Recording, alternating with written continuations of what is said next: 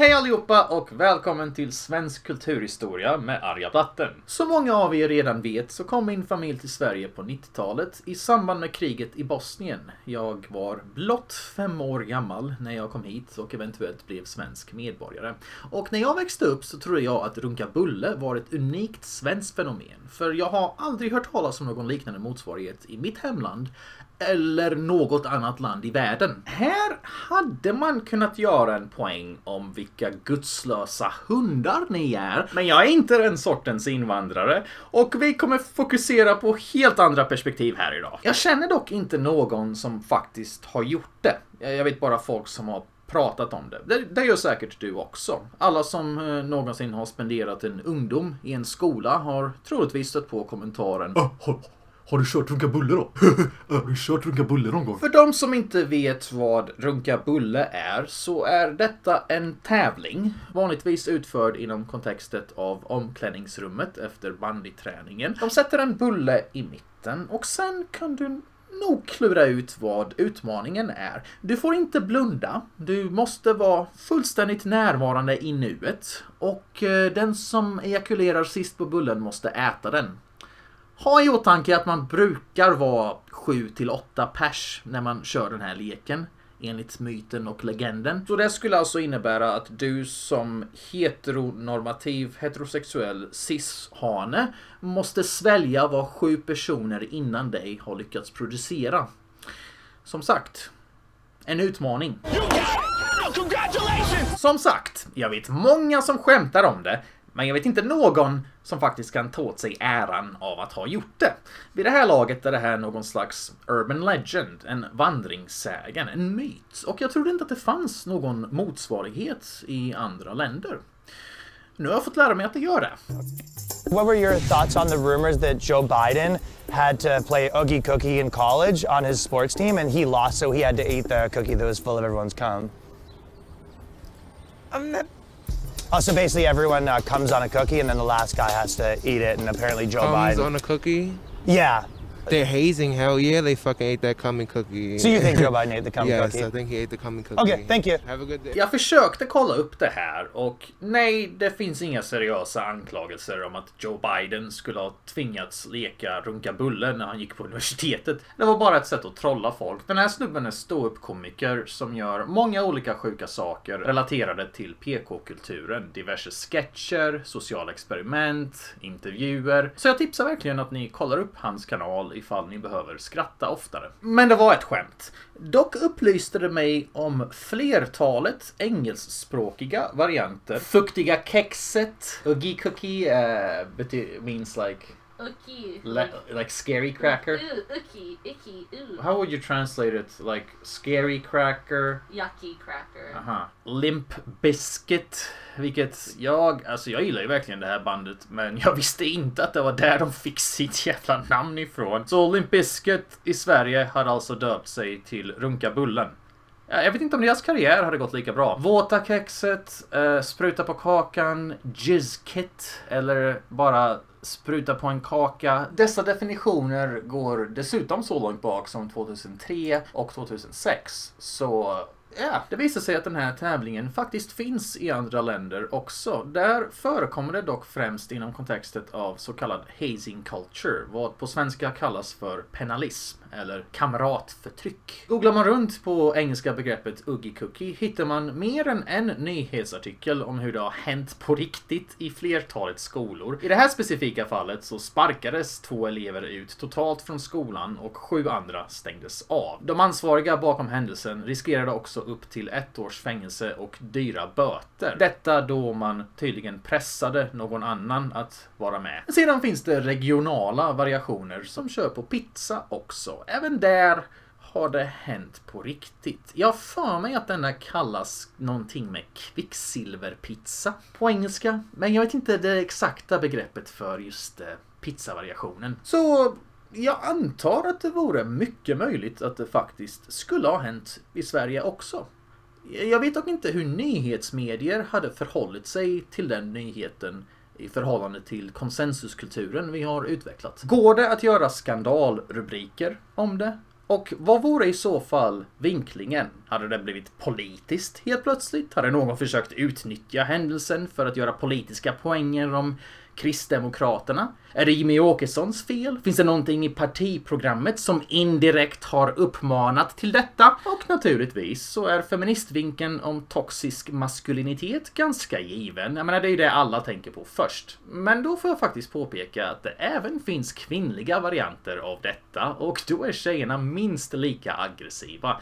Ni får gärna pausa och läsa på skärmen för några exempel, för jag tänker inte läsa upp något av det här högt. Jag befinner mig redan ytterst i riskzonen gällandes min möjlighet att ens få annonser på den här videon. Så detta är inte nödvändigtvis en fråga om antifeminism eller högerpolitik. Jag kommer återkomma till just det här lite senare i videon med en väldigt intressant notis. Men först så vill jag bara notera, för de som inte vet så kan hazing culture i USA vara ganska jävla brutalt. Åtminstone en person per år dör till följd av den här penalismkulturen. Oftast är det ganska harmlöst och pojkskämt, men ibland går det faktiskt så pass långt. Det kan påpekas att penalism inte bara förekommer i USA. Även i Spanien så gjordes det en film ganska nyligen om regissörens egna erfarenheter i området, så det förekommer även i Europa. Just Runka Bulle verkar ha sitt ursprung i England och det sociala kontraktet som var utspritt bland många skolor. Låt oss se hur jag ska översätta det här begreppet.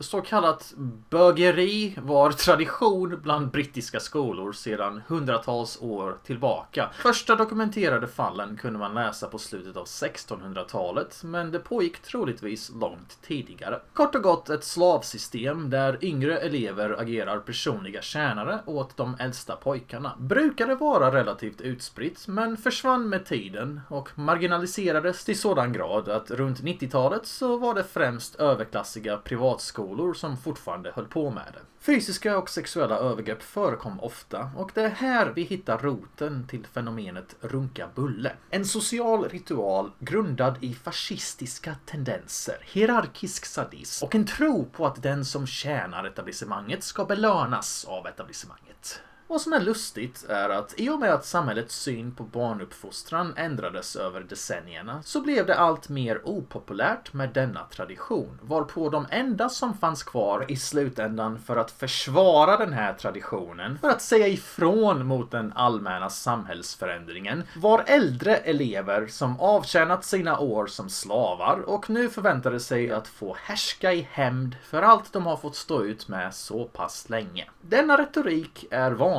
bland auktoritära rörelser som bara råkar vara revolutionära rörelser samtidigt och av ren slump. Här återfinner vi en direkt parallell i politisk historia som även fångades i George Orwells novell Djurfarmen, nämligen att offerrollen inte bär någon ära. Flertalet studier påvisar ganska äckliga effekter makt har på hjärnan. Vill du läsa mer om hur det här funkar så hittar du min källförteckning i videobeskrivningen. Där hittar du även olika sätt man kan stödja min kanal på, ihop med länkar till vart man kan hitta mig på andra sajter, såsom BitChute, Library och en länk till min Discord-server. Så vare sig ni vill stödja mitt arbete och min kanal eller bara lära er mer om ämnena jag täcker, titta gärna där. Poängen är, behandlas man som skit så blir man inte en bättre människa. Runka bulle är inte nödvändigtvis associerat med homosexualitet eftersom leken inte kräver sexuell kontakt. Va? Jag tänker nog säga att det inte alltid går att använda Wikipedia som källa. Jag föredrar att kolla igenom själva källorna istället som är länkade på botten och se vilken intressant läsning man kan få ut av det som utgör själva grunden till wiki-artikeln. Wikipedia-sidan brukar vanligtvis vara någon slags sammanfattning. Men sen råkar jag också vara heterosexuell, så jag runkar inte med mina polare. Om du är homosexuell så är ju det en icke-fråga. Alltså det är inte någons angelägenhet, inte någons business. Det ska inte användas för att döma dig. Toleransen av homosexualitet präglar ett utvecklat samhälle. Så det är inte konstigt där. Det jag har ett problem med är när folk inte är ärliga med det. Alltså om du tänder på killar och du vill hålla på med killar och bandy samtidigt, fotboll, alla dina sportgrejer och du vill vara en typisk alfahanne men du råkar vilja sätta på killar, fine. Det är helt okej. Var ärlig med det bara. Det som irriterar mig är ju när folk försöker dölja det med väldigt märkliga gränsdragningar som lite utmanar själva begreppens innebörd. Ja, men om du håller i din och jag håller i armen på dig medan du håller där nere, då är det inte bögigt ju. För då kan jag runka av dig utan att hålla i din kuk. Och det är ju inte bögigt. Och så kan du göra det på mig samtidigt. Och så har vi det jättemysigt med varandra. Men det är inte bögigt. Teknologins utveckling har lyckats ta sexualfilosofin av en JL-tröja stereotyp bandygarderobare till helt nya nivåer. I Netflix-serien Black Mirror finns det ett avsnitt från 5:e säsongen som heter Striking Vipers. Och det går ut på att 2 vuxna män använder virtual reality för att spela ett fighting-spel. Men sen spårar det ur för en av dem är tjej och de börjar sätta på varandra istället. Vilket är otrohet. För båda dessa män har flickvänner. Men är det egentligen bögigt? Och ska det ens räknas som otrohet? Ja! Ja! Nya kontext förändrar inte antika innebörd av ord. I alla fall, jag har min flickvän. Och ja, jag har en flickvän. Tror det eller ej. Du kanske blir förvånad nu med tanke på den här videons innehåll. Men så är det. Jag tror inte på det. Tror du på det? Jag kan inte ens tro på det. Men så är det! Vi hittade en Reddit Ask Me Anything som är 11 år gammal. Det är en slags Q&A. Den har nära 300 kommentarer och besvarar alla möjliga aspekter kring vad som händer med den som faktiskt har tvingats att äta bullen. Eller åtminstone bevittnat leken. Det här rör sig då om en privatskola och berör lite allmänt kulturen som rådde där. En person frågar honom: har du någonsin tvingats att äta kexet och vad händer med pojken som vägrar att äta det? Svaret han fick lyder: jag har aldrig behövt äta det själv. Vilket är någon slags skam i sig. Överlag så försökte pojkarna att hålla ett gott sinne humor kring hela kontextet. Det var alltid bättre att försöka skratta av sig såna här saker än att göra en stor minnesvärd scen av det hela som mycket väl kan sluta i att du får ett öknamn för alltid. Till följd av det hela så lämnar många killar skolan och tror att folk kommer imponeras så länge de är modiga nog att dra fram kuken framför tjejer. En annan person frågar hur mycket han hatade att gå på den skolan. Och han svarar: jag hatade det hela med ett gott humör. Du var tvungen att hata den skolan. Annars var du en av de där människorna som är helt patriotisk och önskar att de hade levt i en Evelyn Waugh-novell. Försöka starta konversationer om rostat bröd och sånt. Det här är den sortens killar vars farsor var i militären för 20 år sedan och betraktar sig själva som krigshjältar när de egentligen mest är advokater. För att återgå till Wikipedia-artikeln. Runkabulle-leken förknippas med den ungdomliga andan av sexuell utforskning associerad med många skolor i England såväl som privatskolor i Australien. Här kan man ju då påpeka att Englands allmänna skolor ofta liknar andra länders privatskolor. Det är väldigt fint i kanten, de har skoluniformer, respekt för läraren krävs och det hela är väldigt traditionalistisk och hierarkidriven undervisning som då slutar i sånt här när vissa människor med den föreliggande kapaciteten väljer att dra det alldeles för långt. Poängen är att runkabulle härstammar från överklassen för vanliga människor måste gå till jobbet. De har inte tid att sitta runt och uppfinna sånt här. De har tid att utsättas för det dock, tvingas i den här leken av någon annan. Men de har inte tid att uppfinna det. Det är skillnad på att vara kapitalägare och konsument, okej? Det är helt olika ansvarsnivåer där. Fråga Karl Marx vad han tycker om att runka bulle, så får du se. Enligt en studie som gjordes där nästan 2000 män intervjuades så fick de frågan: hur nära har du kommit till att delta i den här leken? 6,2% erkände att de hade runkat på bullen. Okej! Notera gärna, om man går ner och väljer att översätta denna sida till svenska så kommer man till officiella svenska Wikipedia-definitionen för vandringssägen. Där som underkapitel finns då runka bulle som exempel. Jag finner det intressant hur denna lek har välsignats med en mångfald av regionala kryddor. I Sverige så väljer vi att runka på en kanelbulle för att det är det som är vanligt. Det är en form av nationalrätt, så att säga. En symbol för vårt vackra, avlånga land. Och då är det naturligtvis det man ska runka på. Men i andra länder så är kanelbullar inte lika vanligt. Så då har man valt kex eller pizza istället.